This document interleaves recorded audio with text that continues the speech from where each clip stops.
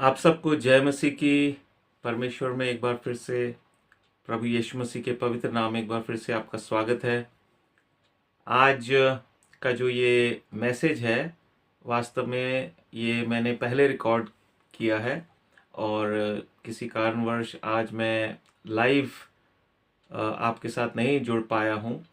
But हमेशा की तरह 8 बजे आज आपके लिए ये मैसेज यूट्यूब पर अवेलेबल है और इसके लिए मैं धन्यवाद करता हूँ। परमेश्वर ने मेरी सहायता की इस मैसेज को रिकॉर्ड करने में। और हमेशा की तरह आइए हम एक प्रार्थना के साथ आज की सभा को शुरू करेंगे। प्यारे पिता, आपका धन्यवाद हो इस सुंदर अवसर के लिए। एक बार फिर से आपने सहायता की प्यारे पिता, हम सब बहन भाइयों को जोड़ा प्यारे पिता, मुझ पर दया की कि प्यारे परमेश्वर एक बार फिर से प्यारे पिता आपकी महिमा के लिए और प्यारे पिता मेरे और मेरे भाई बहनों के आत्मिक उन्नति के लिए प्यारे परमेश्वर, प्यारे पिता इस प्यारे परमेश्वर संदेश को मैं बांट पाऊँ, आपने उसके लिए मुझे तैयार किया। और इस समय प्यारे परमेश्वर आपकी अगुवाई के लिए मैं आपसे विनती करता हूँ।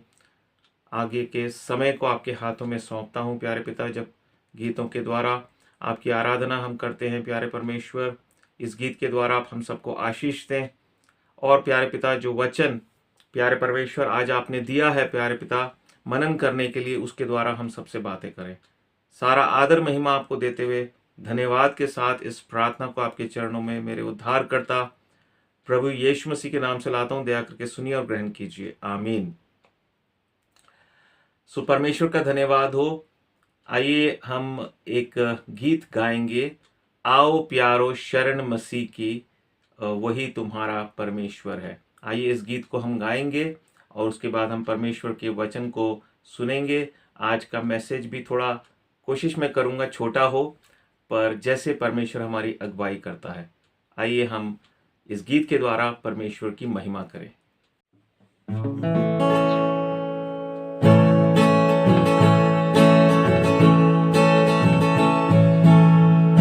आओ प्यारो शरण मसीह की, आओ प्यारो शरण मसीह की, वही हमारा परमेश्वर है,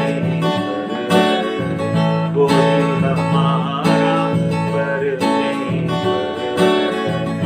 आओ प्यारो शरण मसीह की, आओ प्यारो शरण मसीह की, वही हमारा परमेश्वर है, वही हमारा परमेश्वर है। कोई सबका सृजनहारा, कोई सबका सृजनहारा, पालनहारा तारनहारा, पालनहारा तारनहारा, स्वर्ग भूलोक पाताल के प्रभु, स्वर्ग भूलोक पाताल के प्रभु, वही हमारा परमेश्वर है, वही हमारा परमेश्वर है। आओ प्यारो शरण मसीह की, आओ प्यारो शरण मसीह की, वही हमारा परमेश्वर है, वही हमारा परमेश्वर है।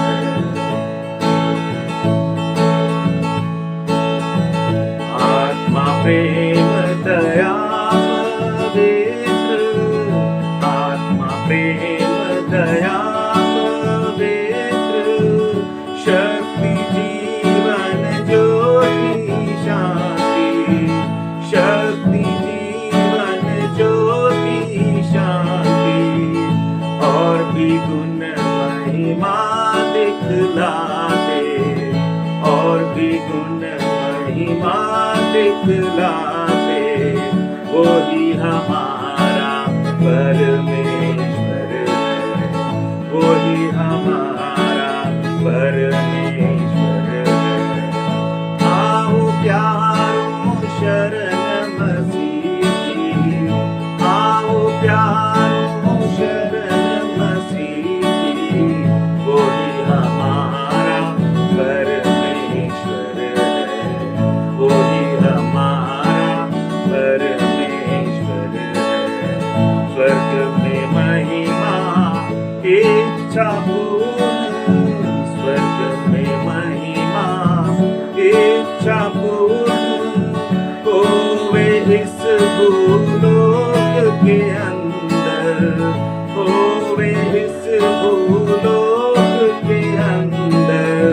शीस नवाए जय ललकारे, शीस नवाए जय ललकारे, वही हमारा परमेश्वर है, वही हमारा परमेश्वर है।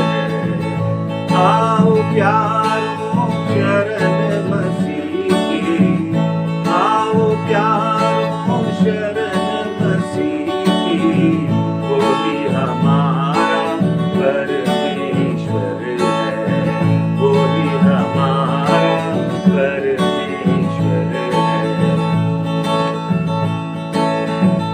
इनके बंधु, इनके सिंधु, इनके बंधु, इनके सिंधु, हर के प्रभु लाचार के प्रेमी, हर के प्रभु लाचार के प्रेमी। महिमा शांति बुद्धि से बाहर, महिमा शांति बुद्धि से बाहर, वही हमारा परमेश्वर है, वही हमारा परमेश्वर है। आओ प्यारों शरण मसीह की, आओ प्यारों शरण मसीह की, वही हमारा परमेश्वर है, वही हमारा परमेश्वर है, वही हमारा परमेश्वर है। परमेश्वर का धन्यवाद हो इस सुंदर गीत के लिए, इस भजन के लिए। आइए अब हम परमेश्वर के वचन की ओर अपना ध्यान लगाएंगे, जिससे कि हम परमेश्वर की आराधना के विषय में कुछ सीख सकें और वचन के द्वारा परमेश्वर की आराधना के लिए हम और भी उभारे जाएं और भी सिद्ध किए जाएं। आइए, जैसा कि आज की थंबनेल में आपने देख ही लिया होगा, जो आज का संदेश है वो पहले कुरिन्थियों के 6 अध्याय और उसके 11 वचन पर आधारित है। हम इस वचन को पढ़ेंगे। आइए इस वचन को हम देखते हैं। और तुम में से कितने ऐसे ही थे, परंतु तुम प्रभु यीशु मसीह के नाम से और हमारे परमेश्वर के आत्मा से धोए गए और पवित्र हुए और धर्मी ठहरे। एक छोटी सी दुआ करते हैं कि परमेश्वर की अगुवाई हमें मिले और हम इस वचन को सुनकर आशीष पाएं और इस पर चल सकें। प्यारे पिता, आपका धन्यवाद हो आज की संगति के लिए। एक बार फिर से धन्यवाद करते प्यारे पिता, आपने हम सबको जोड़ा है प्यारे पिता, और ये अवसर दिया है कि आपके वचनों पर हम मनन कर सकें, आपकी आराधना कर सकें, महिमा कर सकें। इस वचन के लिए धन्यवाद करते हैं पहले कुरिन्थियों 6 अध्याय के 11 वचन के लिए, और आपसे विनती करते प्यारे पिता, इसके द्वारा आप हम सबसे बातें करें, हमें प्यारे परमेश्वर अपनी ज्योति प्रदान करें। प्रभु यीशु मसीह के नाम से मांगते हैं, आमीन। ये कितना सुंदर वचन है, जहां हम एक बहुत ही सुंदर बात को पढ़ते हैं कि हम प्रभु यीशु मसीह के नाम से और पवित्र आत्मा जी के द्वारा हम धोए गए हैं और हम पवित्र किए गए हैं और धर्मी ठहराए गए हैं। ज्यादातर हम जब हम धुलने की बात करते हैं तो हम प्रभु यीशु मसीह के लहू से हम धुल गए, इस तरीके से कहते हैं, लेकिन यहाँ पर इस वचन में लिखा है कि हम प्रभु यीशु मसीह के नाम से ही हम धुल गए। इसमें तो कोई दो राय नहीं है कि प्रभु यीशु मसीह का पवित्र लहू हम सबके लिए बहाया गया और उसके द्वारा हमारे पाप जो है वो धुल जाते हैं। जैसे ही हम अंगीकार करते हैं, प्रभु यीशु मसीह के नाम से अपने पापों की क्षमा मांगते हैं, विश्वास करते हैं प्रभु यीशु मसीह हमारे लिए क्रूस पर मरा और फिर गाड़ा गया और तीसरे दिन मुर्दों में से जीवित हो गया।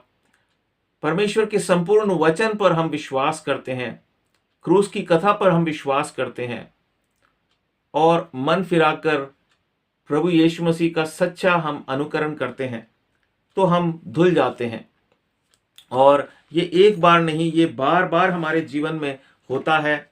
परमेश्वर का अनुग्रह हमें रोज मिलता है, हर समय मिलता है, जीवन के अंत तक मिलता रहेगा यदि हम विश्वास योग्यता के साथ हम प्रभु यीशु मसीह के पीछे चलते रहेंगे। पर यहाँ पर हम देखते हैं कि प्रभु यीशु मसीह के नाम में कितनी सामर्थ है कि हम उसके नाम के द्वारा, पवित्र आत्मा जी के द्वारा हम धोए जाते हैं, हम पवित्र किए जाते हैं और धर्मी ठहराए जाते हैं। पर आज हम पवित्रता के संदर्भ में एक नई बात को देखेंगे इसी अध्याय में से, और जिससे हमें परमेश्वर प्रोत्साहन देना चाहता है कि हम इस बात से ना केवल आनंदित हों कि हम धोए गए हैं, हम पवित्र किए गए हैं, धर्मी ठहराए गए हैं, बल्कि हमें प्रोत्साहन भी मिले, हम परमेश्वर की महिमा भी करें और हम प्रोत्साहन पाकर हम पवित्रता के जीवन में आगे बढ़ें और इस तरह से परमेश्वर की सच्ची महिमा हम करें। प्रोत्साहन की बात जब हम करते हैं तो हमारा ध्यान सीधा इस अध्याय के दूसरे वचन की ओर जाता है। देखिए यहां पर लिखा है, क्या तुम नहीं जानते कि पवित्र लोग जगत का न्याय करेंगे? पवित्र लोग जगत का न्याय करेंगे। और फिर तीसरे वचन में लिखा है, क्या तुम नहीं जानते कि हम स्वर्गदूतों का न्याय करेंगे?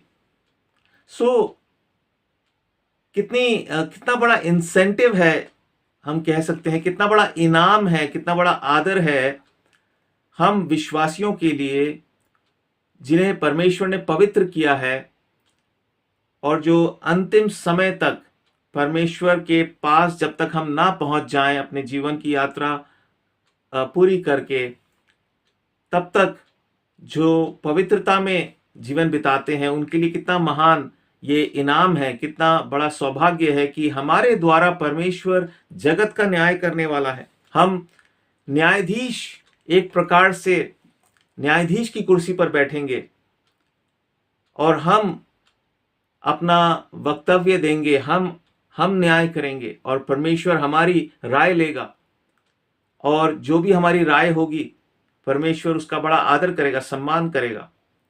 और बल्कि हम कह सकते हैं कि परमेश्वर उसके अनुसार करेगा, हमें अथॉरिटी देगा, हमें अधिकार देगा। और केवल जगत का ही नहीं, स्वर्ग में जो स्वर्गदूत हैं हम उनका भी न्याय करेंगे। स्वाभाविक है उन स्वर्गदूतों का न्याय करेंगे जो परमेश्वर की दृष्टि में अयोग्य ठहरे। हम देखते हैं यहां पर एक विचार हमारे सामने परमेश्वर का आत्मा रखता है कि मनुष्य को हम देखते हैं जिसे परमेश्वर ने सृजा है, आप जैसे मुझ जैसे इस संसार में जो मनुष्य हैं, हमें परमेश्वर ने 2 बार पवित्र किया। अगर हम मानव जाति की बात करते हैं, पहली बार जब हम सृजे गए, जब मनुष्य की सृष्टि हुई, हम देखते हैं परमेश्वर के वचन में आदम और हवा को जब परमेश्वर ने बनाया, उनको रचा, तो वो अपनी समानता में रचा, जिसका अर्थ है कि वो बिल्कुल पवित्रता में सृजे गए थे। उनके अंदर कोई त्रुटि, कोई पाप, कोई बुराई उनके अंदर नहीं थी, कोई कमी उनके अंदर नहीं थी। वो बिल्कुल परमेश्वर की समानता में और परमेश्वर के जैसे वो स्वरूप में बनाए गए थे, उसके स्वभाव में वो ढाले गए थे। और हम देखते हैं कि उसका मुख्य उद्देश्य क्या था, परमेश्वर ने क्यों उन्हें जो उनको जो बनाया था, पवित्र बनाया था, ये एक बात है। दूसरी बात, उसका उद्देश्य क्या था कि हम मनुष्य परमेश्वर की भरपूरी का आनंद उठाएं। और कैसे वो उठाएंगे?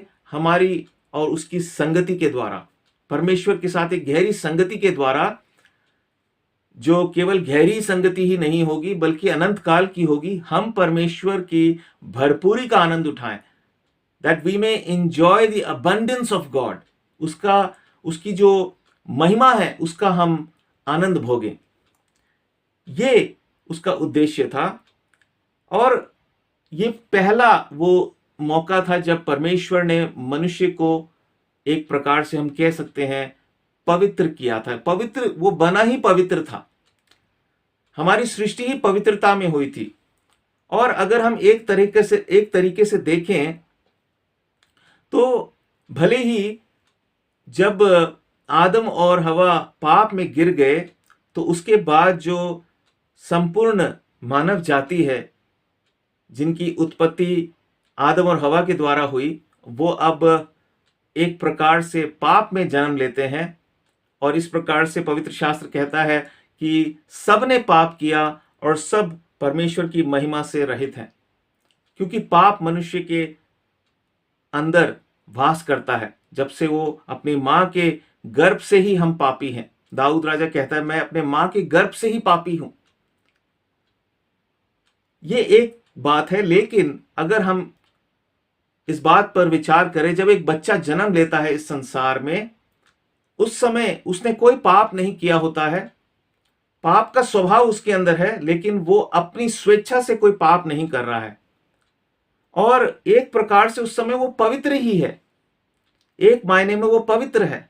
जब तक कि वो अपने होश में आकर पाप करना शुरू नहीं करता है, परमेश्वर उस पर दोष नहीं लगाता है।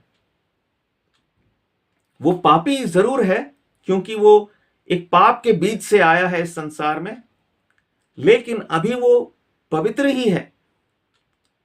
तो उस तरीके से अगर हम देखते हैं तो मनुष्य की जो शुरुआत है इस धरती पर, वो पवित्रता में हुई। आदम और हवा भी पवित्रता में सिरजे गए।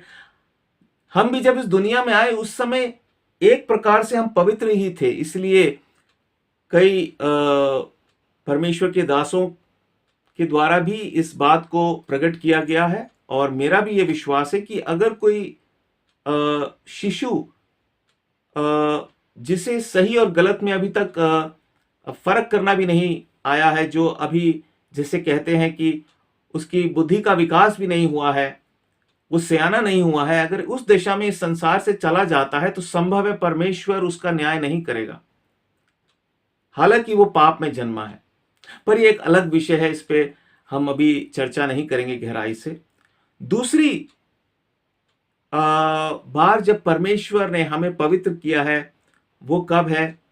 जब हमने होश संभाला। और हम देखते हैं कि जब एक व्यक्ति होश संभालता है धीरे धीरे इस संसार में, जब वो बड़ा होता है, 7 साल, 8 साल, 9 साल, यहाँ तक कि 5 या 4 साल की उम्र में भी जब उसे कई बातों की समझ आने लगती है, तब वो जो पाप का बीज उसके अंदर है, जो पाप का स्वभाव उसके अंदर है, वो फलने लगता है और वो फल लेके आने लगता है।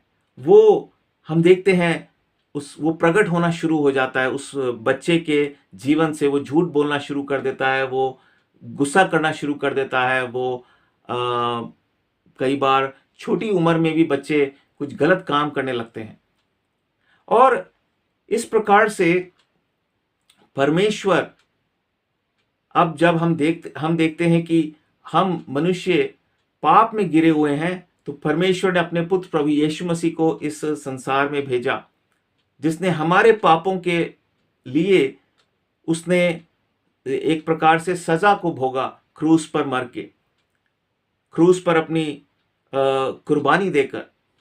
और फिर पवित्र शास्त्र कहता है, यदि हम अपने पापों को मान लें तो उसके पुत्र प्रभु यीशु मसीह का लहू हमें सब पापों से शुद्ध करने में विश्वास योग्य और धर्मी है। सो इस प्रकार हम देखते हैं कि मनुष्य को दूसरी बार परमेश्वर ने पवित्र किया जब वो अपने पापों से मन फिराता है और प्रभु यीशु मसीह के क्रूस के बलिदान पर विश्वास करता है और फिर वो पवित्र किया जाता है। पहले यूहन्ना पहले अध्याय और 7 और 9 वचन के अनुसार। अब हम देखते हैं कि ये जो दूसरी बार हमें पवित्र किया गया या पवित्र बनने का, हमें पवित्र होने का अवसर प्रदान किया गया है, और परमेश्वर का धन्यवाद हो, स्तुति हो उसकी कि हम जो अब प्रभु पर विश्वास करते हैं हम पवित्र किए गए हैं। हम जैसे कि हमने 6 के 11 में पढ़ा, परंतु तुम प्रभु यीशु मसीह के नाम से और हमारे परमेश्वर के आत्मा द्वारा धोए गए और पवित्र हुए और धर्मी ठहरे। अब हम पवित्र और धर्मी ठहराए गए हैं दूसरी दफा। पहली दफा जैसे मैंने कहा कि एक प्रकार से जब हमारी सृष्टि हुई, और अब दूसरी दफा जब हमने अपने होश में आने के बाद पाप किया, और अब हमें जब अपने पाप का एहसास हुआ, परमेश्वर ने हमारी आंखें खोली, हम जान सके कि हम पापी हैं, हमने सच्चाई को जाना, प्रभु यीशु मसीह के वचनों को सुनकर हमें सच्चाई का ज्ञान हो गया और हमने अंगीकार किया, पश्चाताप किया, मन फिराया। अब जब परमेश्वर ने हमें पवित्र किया है, धो दिया है, धर्मी ठहराया, तो उसका उद्देश्य क्या है? फिर से परमेश्वर का उद्देश्य यही है कि हम उसकी भरपूरी का जो है आनंद हम उठाएं, हम उसका आनंद अनंत काल के लिए भोगें, उसके साथ गहरी संगति में जुड़कर। पर साथ ही साथ अब जो एक और उद्देश्य है वो ये है कि हम परमेश्वर के साथ मिलकर उसके न्याय में हम शामिल हो जाएं, अर्थात परमेश्वर इस जगत का न्याय करने के लिए और स्वर्गदूतों का, गिरे हुए स्वर्गदूतों का न्याय करने के लिए अब हमें अपना सहकर्मी बनाना चाहता है, हमें अपना सहकर्मी बनाना चाहता है। ये हमारे लिए इंसेंटिव होना चाहिए, प्रेरणा की बात होनी चाहिए, क्योंकि वचन कहता है परमेश्वर ने मूसा के द्वारा, हम पढ़ेंगे नहीं, लेवीय व्यवस्था 11 के 45 में परमेश्वर ने मूसा के द्वारा अपने लोगों से कहा कि तुम पवित्र बनो, क्योंकि मैं यहोवा पवित्र हूं, तुम भी पवित्र बनो। और पहले कोरिन्थियों के 3 अध्याय और 16 वचन में हम पढ़ते हैं, जहां पर इस प्रकार से लिखा है कि क्या तुम नहीं जानते कि तुम पवित्र आत्मा का मंदिर हो और परमेश्वर का आत्मा तुम में वास करता है। और इसीलिए 17 वचन में वो कहता है, यदि कोई इस मंदिर को अपवित्र करेगा तो परमेश्वर उसका नाश करेगा। मैं एक बार पढ़ देता हूं, पहला कोरिन्थियों 3 अध्याय का 16 वचन, क्या तुम नहीं जानते कि तुम परमेश्वर का मंदिर हो और परमेश्वर का आत्मा तुम में वास करता है? यदि कोई परमेश्वर के मंदिर को नष्ट करेगा तो परमेश्वर उसे नष्ट करेगा। हम नष्ट कैसे करते हैं परमेश्वर के मंदिर को? उसे अपवित्र करके, क्योंकि परमेश्वर पवित्र है। पतरस भी इस बात को दोहराता है कि जैसा परमेश्वर पवित्र है वैसे ही तुम भी पवित्र बनो। पहले पतरस में हम पढ़ते हैं उसके पहले ही अध्याय में और उसके 11 वचन में वो कहता है, देखो हम धीरज धरने, माफ करना, पहला पतरस और उसका पहला अध्याय और 15 वचन, पर जैसा तुम्हारा बुलाने वाला पवित्र है वैसे ही तुम भी अपने सारे चाल चलन में पवित्र बनो। क्योंकि मूसा के समय से ही परमेश्वर ने यह व्यवस्था ठहराई, ये आज्ञा दी और नए नियम में उसको दोहराया। और कुरिन्थियों में वो कहता है कि जो पवित्र आत्मा कि जो मेरे मंदिर को नष्ट करेगा उसे मैं नष्ट करूंगा। इसलिए हमें ये बात बिल्कुल स्पष्ट रीति से मालूम है कि परमेश्वर की आज्ञा है, उसकी इच्छा है कि हम पवित्र बने, और इसके लिए परमेश्वर ने खुद पहल की। हम अपने आप से पवित्र नहीं बन सकते थे और ना ही हम इस पवित्रता में बने रह सकते हैं। ये सिर्फ परमेश्वर का एक दान है, परमेश्वर के अनुग्रह से होता है।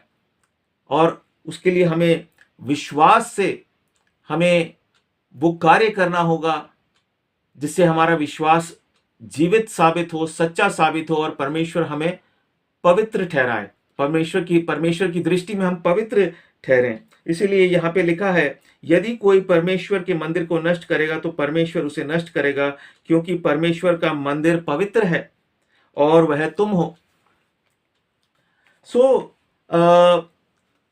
हम देखते हैं कि परमेश्वर का हम कैसे हम पवित्र किए गए। देखिए, हम कुछ वचनों को देखेंगे, यूहन्ना 15 अध्याय और उसके 3 वचन को, कुछ और वचनों को हम देखते हैं हमारे प्रोत्साहन के लिए। यूहन्ना और उसका 15 अध्याय और 3 वचन, प्रभु यहां पर कहता है, तुम तो उस वचन के कारण जो मैंने तुमसे कहा है शुद्ध हो। परमेश्वर के वचन से हम शुद्ध हो गए। निस्संदेह पर प्रभु यीशु मसीह का लहू हमारे लिए बहाया गया, लेकिन हम देखते हैं कि प्रभु यीशु मसीह का नाम हमें शुद्ध करता है, प्रभु यीशु मसीह के वचन हमें शुद्ध करते हैं। हाँ, और हम देखते हैं एक और वचन यूहन्ना की ही पत्री में 13 अध्याय और उसका 10 वचन में, जब प्रभु यीशु मसीह अपने चेलों के पांव धोते हैं और पतरस बड़ा हैरान हो जाता है और वो पहले तो वो हिचकिचाता है कि प्रभु आप ये ऐसा क्यों कर रहे हैं, हम तो आपके चेले हैं, हम तो पापी लोग हैं, आप हमारे पांव क्यों धो रहे हैं। तो प्रभु ने उससे क्या कहा, 13 अध्याय के 10 वचन में यीशु ने उससे कहा, जो नहा चुका है उसे पांव के सिवाय और कुछ धोने की आवश्यकता नहीं, परंतु वह बिल्कुल शुद्ध है, और तुम शुद्ध हो परंतु सब के सब नहीं। अर्थात परमेश्वर ने हमें पवित्र किया है, लेकिन हमें इस पवित्रता में बने रहना है। हम तो एक प्रकार से नहा चुके हैं, प्रभु के वचन को हमने सुना, हम वचन के द्वारा शुद्ध कैसे हुए। प्रभु ने कहा, जो वचन मैंने तुमसे कहे हैं उसके कारण तुम शुद्ध हो। यूहन्ना 15 के 3 में, तुम तो उस वचन के कारण जो मैंने तुमसे कहा है शुद्ध हो। क्यों शुद्ध हो गए? क्योंकि प्रभु ने कहा और हमने सुना। प्रभु यीशु मसीह ने बार बार कहा, जिनके कान हो वो सुन ले। परमेश्वर का धन्यवाद हो आपको और मुझे, परमेश्वर की दया से वो कान मिल गए कि हमने उसके वचन को सुना, उन पर विश्वास किया और उन पर अमल किया, हमने अंगीकार किया। और फिर पतरस से प्रभु यीशु मसीह कहते हैं कि तुझे पांव के सिवाय और कुछ धोने की आवश्यकता नहीं, क्योंकि जैसे हम रास्ते में जाते हैं हमारे पांव गंदे हो जाते हैं। कई बार जब हम रास्ते में जाते हैं हमारा शरीर लगभग ठीक रहता है, लेकिन पांव गंदे हो जाते हैं। तो ये एक संदेश देता है कि जैसे हम इस संसार में जीवन बिताते हैं, कहीं ना कहीं हमारे जीवन में कोई पाप आ ही जाते हैं, हमसे कोई गलतियां हो जाती हैं, और हमारे लिए बहुत जरूरी है कि हम निरंतर अपने आप को जांचते और परखते रहें और प्रभु यीशु मसीह के लहू से हम धुलते रहें, उसके लहू के बाड़े में हम रहें, उसके लहू के हम साए में रहें, जिससे कि हम पवित्रता में बने रहें। क्योंकि परमेश्वर ने कहा, जैसा मैं पवित्र हूं, जैसा तुम्हारे बुलाने वाला पवित्र है, तुम भी पवित्र बनो। और इस अध्याय में पहले कुरिन्थियों के 6 अध्याय में हम देखते हैं पवित्रता के ऊपर बहुत जोर देता है। पवित्र बने रहने पर पौलुस बहुत ही जो है जोर देता है। और हम एक और वचन को देखते हैं, देखिए इब्रानियों 12 अध्याय और उसके 11 वचन को हम देखेंगे। इब्रानियों की पत्री और उसके 11 अध्याय और 12 वचन को हम देखते हैं। माफ करिए, 12 अध्याय और मेरे ख्याल से 14 वचन है, माफ करिए। इब्रानियों 12 अध्याय और 14 वचन में लिखा है, सबसे मेल मिलाप रखो और उस पवित्रता के खोजी हो जिसके बिना कोई प्रभु को कदापि ना देखेगा, अर्थात कोई भी स्वर्ग में प्रवेश ना करने पाएगा। प्रकाशित वाक्य 21 अध्याय का 27 वचन, प्रकाशित वाक्य 21 अध्याय का 27 वचन, परंतु उसमें कोई अपवित्र वस्तु अर्थात स्वर्ग में कोई भी अपवित्र वस्तु या घृणित काम करने वाला या झूठ का गढ़ने वाला किसी रीति से प्रवेश ना करेगा, पर केवल वे लोग जिनके नाम मेमने के जीवन की पुस्तक में लिखे हैं। और हम एक और वचन को देखते हैं, यशाया 35 अध्याय और उसके 8 वचन में ऐसा लिखा है, वहां एक सड़क अर्थात राजमार्ग होगा, उसका नाम पवित्र मार्ग होगा, कोई अशुद्ध जन उस पर से ना चलने पाएगा, वह तो उन्हीं के लिए रहेगा, और उस मार्ग पर जो चलेंगे वे चाहे मूर्ख भी हों तो भी कभी ना भटकेंगे। ये उस स्वर्ग राज्य के विषय में यशाया कहता है। और यहाँ पर जब वो कहता है चाहे वहां पर तो वही लोग चलेंगे, चाहे वो मूर्ख भी हों तो भी कभी ना भटकेंगे। और इसका मतलब वैसा मूर्ख नहीं जैसा मूर्ख कुमारियों में हम देखते हैं।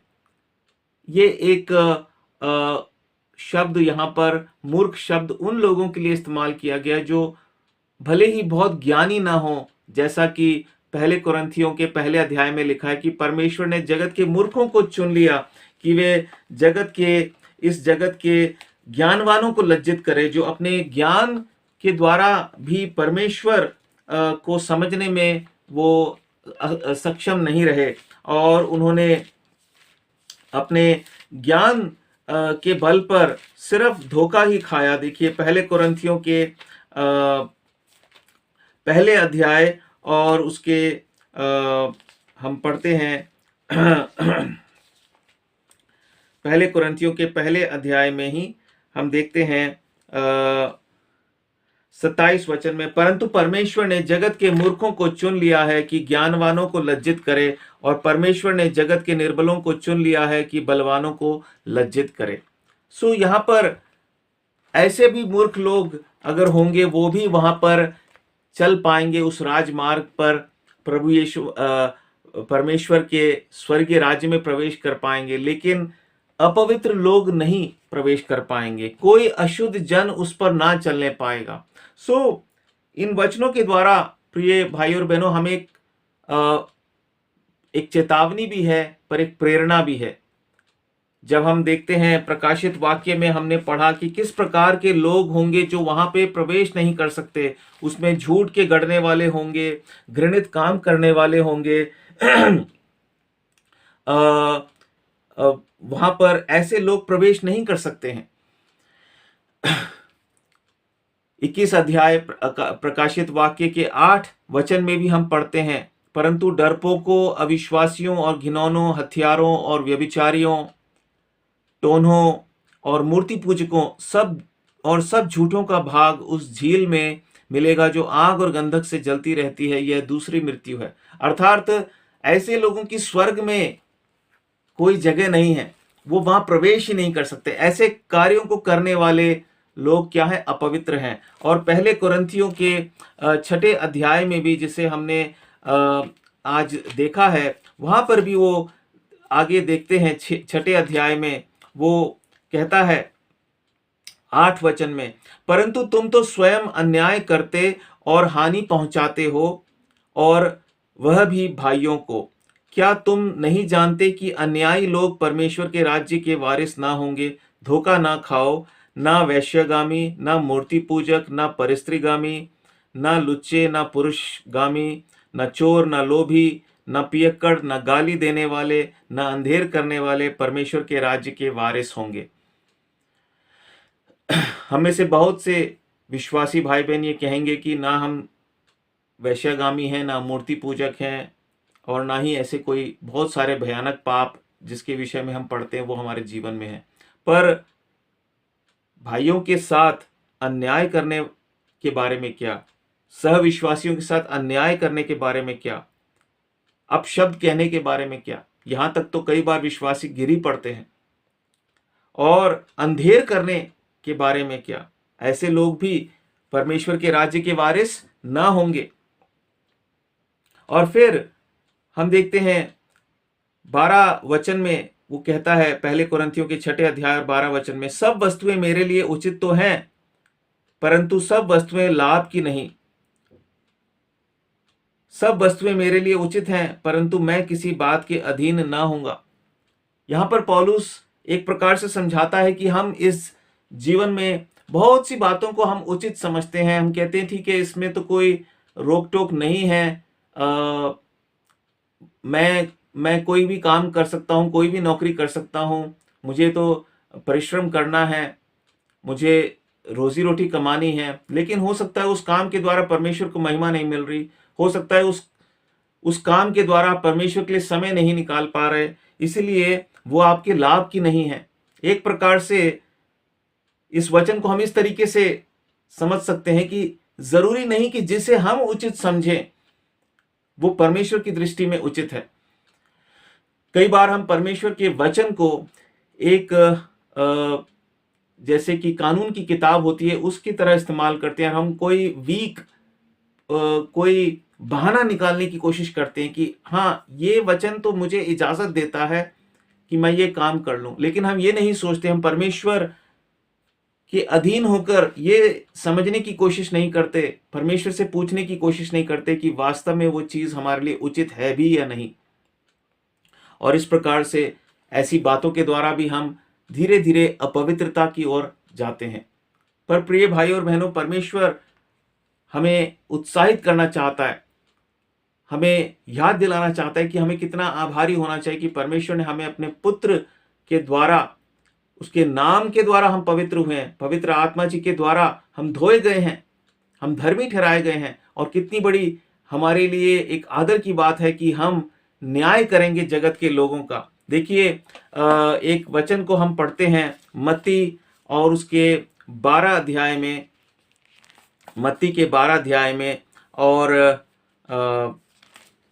यहाँ पर एक वचन को हम देखते हैं, मत्ती की पुस्तक और उसके 12 अध्याय को हम देखते हैं।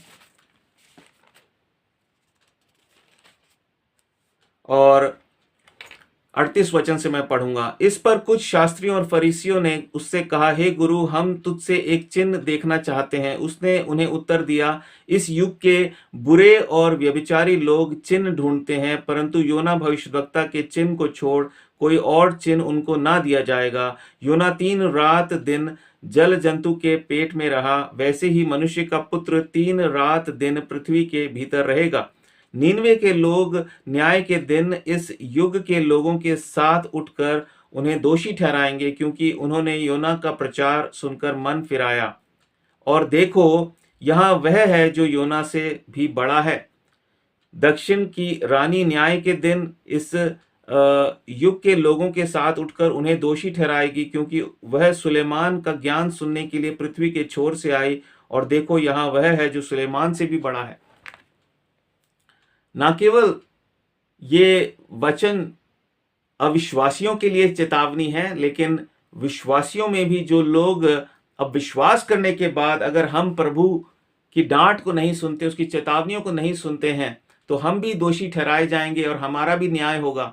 अब हमें डिसाइड करना है, हमें फैसला करना है कि हम कौन सी तरफ रहें, कौन से पाले में रहें। उस पाले में जहां वो लोग होंगे जिन्होंने पवित्रता का जीवन जिया, परमेश्वर की महिमा की, उसका धन्यवाद किया कि तूने हमें पवित्र किया है, और उन्होंने परमेश्वर के वचनों को गंभीरता से लिया कि परमेश्वर ने कहा, जैसा मैं पवित्र हूं तुम भी पवित्र बनो। नए नियम में प्रभु यीशु मसीह ने पवित्र शब्द के बदले सिद्ध शब्द का इस्तेमाल किया। मत्ती 5 और 48 में प्रभु यीशु मसीह ने कहा, अवश्य है कि जैसे तुम्हारा पिता परमेश्वर सिद्ध है, वैसे ही तुम भी सिद्ध बनो। मत्ती और उसका 5 अध्याय और 48 वचन में हम देखते हैं प्रभु यीशु मसीह ने कहा, इसलिए चाहिए कि तुम सिद्ध बनो जैसा तुम्हारा स्वर्गीय पिता सिद्ध है, अर्थात तुम पवित्र बनो। पुराने नियम में वो पवित्रता का शब्द इस्तेमाल करता है और नए नियम में वो सिद्धता की बात करता है। बात एक ही है। अब सिद्ध का मतलब हम और भी पवित्र, परमेश्वर की समानता में हम बदलते जाएं। हमने देखा कितनी सारी बातें हैं जो परमेश्वर की दृष्टि में हमें अपवित्र कर देती है। मूल रूप से परमेश्वर का वचन इस बात को प्रकट करता है कि कोई भी पाप और पाप का मतलब परमेश्वर की व्यवस्था का विरोध करना। जो बात परमेश्वर की दृष्टि में गलत है और अगर हम वो करते हैं वो पाप है। परमेश्वर की किसी आज्ञा को तोड़ते हैं वो पाप है। और अगर हम अपवित्र हो जाते, जब हम पाप करते हैं हम अपवित्र हो जाते हैं, अपवित्रता की दशा में हम जीवन बिताते हैं, अपने आप को जांचते नहीं, परखते नहीं, पश्चाताप नहीं करते, मन नहीं फिराते, तो हम भी उस पाले में खड़े होंगे जहां पर वो लोग पाए जाएंगे जिन्होंने मन नहीं फिराया, और हम भी वहां पर दंड भोगने के लिए खड़े होंगे। लेकिन अगर हम पवित्रता का जीवन जिएंगे, पवित्रता की खोज करेंगे, इब्रानियों 12 और 14 में क्या लिखा है, पवित्रता की हमें खोज करनी पड़ती है, प्रभु से सीखना पड़ता है, रोज बरोज हमें प्रभु से पूछना पड़ेगा, प्रभु वो कौन सी बातें हैं जो मुझे अपवित्र कर रही हैं।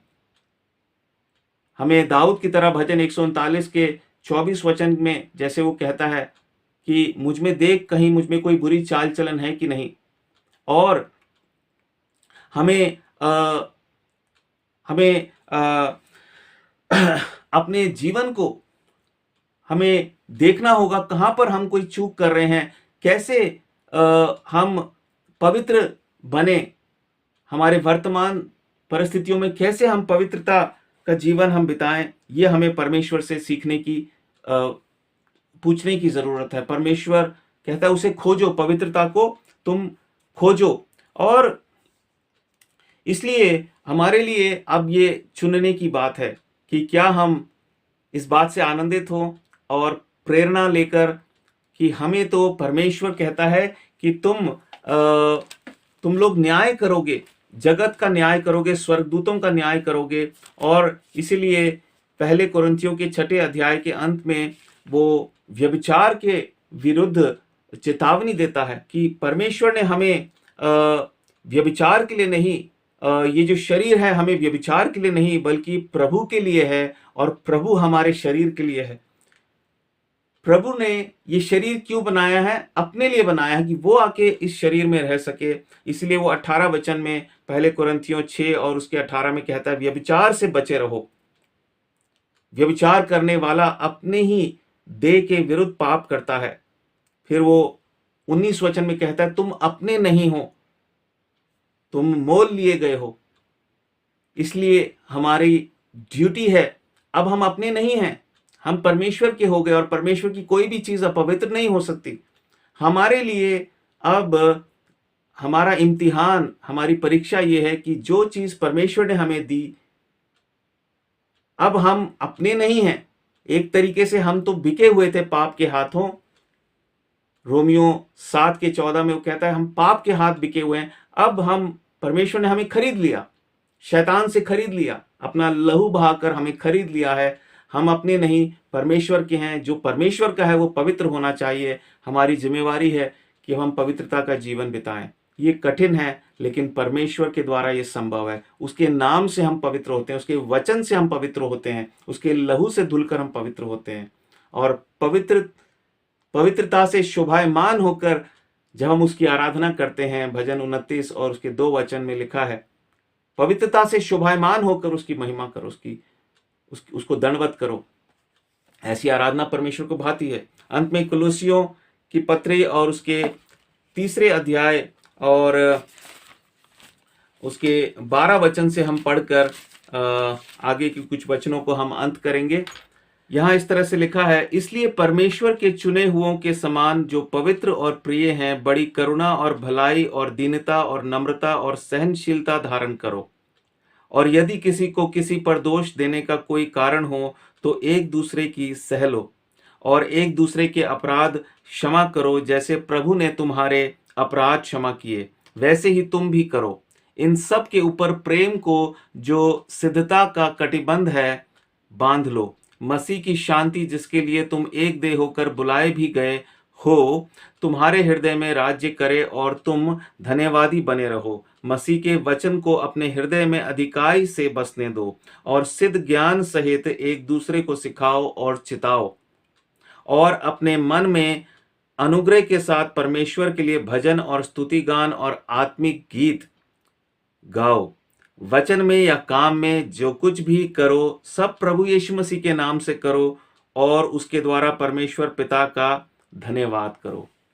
कितनी सुंदर बातें यहाँ पर लिखी हैं और ये सब बातें एक एक वचन हमें सिखाता है कि हमें किस रीति से पवित्र बनना है, परमेश्वर पवित्रता को किस तरह से देखता है। यहाँ पर बहुत सी बातें हमें देखने को मिलती हैं। हमें दीन बनना है, नम्र बनना है, सहनशील बनना है, एक दूसरे को क्षमा करना है, हमें प्रेम में हर समय बढ़ते जाना है और उसको एक वो सिद्धता का कटिबंध समझ के उसको हमें बांध के रखना है। हमें परमेश्वर की उस शांति में बने रहना है। फिलिपियो 4:8 में वो कहता है कि कैसे वो शांति हमारे जीवन में बनी रहेगी जब हम अपना ध्यान प्रभु यीशु मसीह की ओर लगाएंगे, जो सत्य है, जो पवित्र है, जो मन भावना है, सुहावना है, वगैरह वगैरह। वहां पर बहुत सी बातें वो कहता है। और फिलिपियों 4:6 में उससे पहले जब हम अपनी सारी चिंताओं को प्रभु पर छोड़ देंगे, धन्यवाद के साथ प्रार्थना और विनती उसके चरणों में लाएंगे, तब मसीह की शांति जो सब समझ से परे है वो हमारे हृदय में वास करेगी। और सिद्ध ज्ञान के साथ हम एक दूसरे को चिताते रहें, समझाते रहें। हम परमेश्वर के इस प्रकार के जीवन में होकर जब हम परमेश्वर की स्तुति आराधना करते हैं, परमेश्वर को वो भाती है। परमेश्वर इन वचनों के द्वारा हमें आशीष दे और हमारी सहायता करे कि हम एक पवित्र जीवन जीने में हम पूरी चौकसी बरतें और उसकी खोज करें, पवित्रता की खोज करें। और पवित्रता हमें प्रभु देता है, हमें उससे खोज करनी है। रोज बरोज हमें पूछना है, प्रभु मैं कैसे पवित्र बनूं, मुझे सिखा, मुझे बता। और इस तरह से पवित्रता से शोभायमान होकर हम उसकी आराधना करें। आइए हम प्रभु के चरणों में जाएंगे। प्यारे पिता, मैं धन्यवाद करता हूँ इस सुंदर वचन के लिए, सुंदर समय के लिए, सभी वचनों के लिए मैं आपका आभारी हूँ। धन्यवाद करता हूँ एक बार फिर से प्यारे पिता, आपके नाम से मैं शुद्ध किया गया हूँ और धोया गया हूँ पवित्र आत्मा जी के द्वारा। मुझे आपने धर्मी ठहराया और आपने मुझसे कहा तू पवित्र बन, क्योंकि तेरा बुलाने वाला परमेश्वर, मैं तेरा परमेश्वर पवित्र हूँ, तू मेरी तरह सिद्ध बन। और प्यारे पिता, आपने मेरे लिए और मेरे सभी बहन भाइयों के लिए कितना बड़ा आदर दिया अपने भक्तों के लिए कि हमारे द्वारा आप जगत का न्याय करेंगे और स्वर्गदूतों का न्याय करेंगे। आपका धन्यवाद हो सारी आपकी भलाइयों के लिए। सारा आदर महिमा आपके चरणों में मेरे उद्धारकर्ता प्रभु यीशु मसीह के नाम से मैं चढ़ाता हूँ। दया करके सुने और ग्रहण करें। आमीन। सबको जय मसीह की।